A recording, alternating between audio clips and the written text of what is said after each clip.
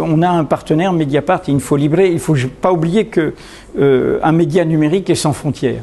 Donc Infolibre, qui vient de se lancer en Espagne, est en même temps un média hispanisant qui peut être lu en Amérique latine, comme nous, on est lu par des francophones dans le monde entier. Et qui a quelques partenaires déjà en Amérique latine.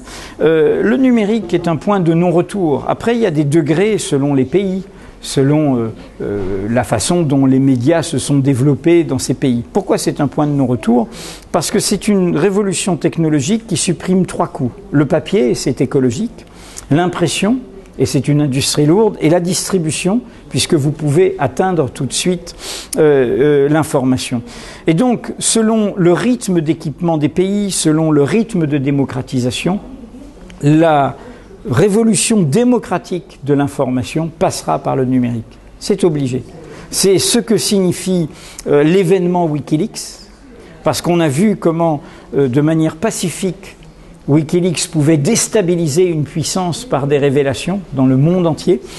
Et donc, voilà, après, c'est le contexte des pays, c'est le contexte des puissances. Il est évident, quand on va dans des pays latino-américains et qu'on voit des grosses télévisions ou des gros quotidiens qui ont encore des centaines de milliers d'exemplaires, ils ne sont pas dans l'état de crise de la presse française.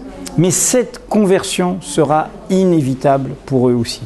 Et dans ce contexte, pour moi, il importe de défendre, ce que j'ai dit tout à l'heure, la valeur du journalisme. Et pour défendre la valeur, ça veut dire qu'il faut défendre le fait qu'il a un prix.